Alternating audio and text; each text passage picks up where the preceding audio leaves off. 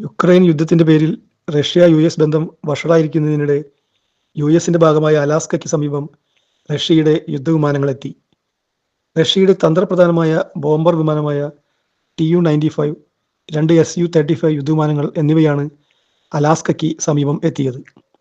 Russian യുദ്ധവിമാനങ്ങളുടെ സാന്നിധ്യം തിരിച്ചറിഞ്ഞതിന് പിന്നാലെ വ്യോമാതിർത്തിയിലേക്ക് പ്രവേശിക്കുന്നത് തടയാൻ യുദ്ധവിമാനങ്ങളെ അയച്ച് യുഎസ് പ്രതിരോധം തീർത്തു.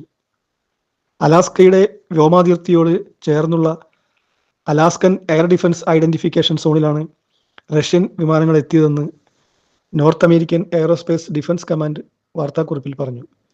ഒരാഴ്ചക്കിടെ ഇത് 3-ാം തവണയാണ് റഷ്യൻ സൈനിക വിമാനങ്ങളുടെ സാന്നിധ്യം ഇവിടെ ഉണ്ടാകുന്നത്.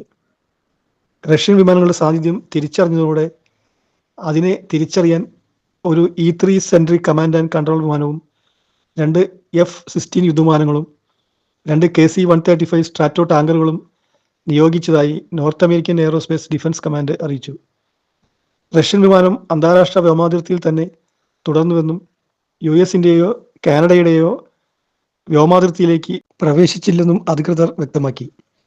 അലാസ്കൻ എയർ ഡിഫൻസ് ഐഡന്റിഫിക്കേഷൻ സോണിനോട് ചേർന്ന് റഷ്യൻ വിമാനങ്ങൾ എത്തുന്നത് പതിവാണെന്നും ഇതൊരു ഭീഷണിയായി കാണുന്നില്ലെന്നുമാണ് North American aerospace defence command പറയുന്നത്. അലാസ്കയോട് ചേർന്നുള്ള യുഎസിന്റെ അന്താരാഷ്ട്ര വ്യോമാതിർത്തി അവസാനിക്കുന്നിടത്താണ് Alaskan air defence identification zone ആരംഭിക്കുന്നത്. ഈ പ്രദേശത്തെത്തുന്ന യുദ്ധവിമാനങ്ങൾ സ്വയം തിരിച്ചറിയൽ നടത്തേണ്ടതുണ്ട്.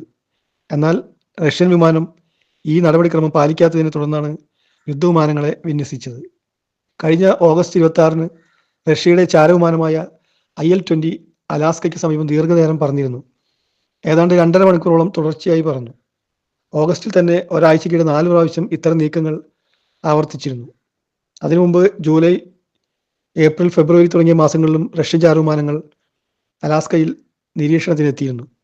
യുദ്ധത്തിൽ റഷ്യ പിടിച്ചെടുത്ത പ്രദേശങ്ങൾ യൂറോപ്യൻ യൂണിയന്റെ സഹായത്തോടെ യുക്രൈന് തിരികെ പിടിക്കാൻ സാധിക്കുമെന്ന് ട്രംപ് കഴിഞ്ഞ ദിവസം പറഞ്ഞിരുന്നു. ഇതിന് പിന്നാലെയാണ് അലാസ്കയിലേക്ക് റഷ്യയുടെ യുദ്ധവിമാനങ്ങൾ എത്തിയത്. ഇതുപോലുള്ള കഥകൾക്കായി the story behind channel subscribe ചെയ്യുക, ബെൽ ബട്ടൺ കൂടെ എനേബിൾ ചെയ്യുക.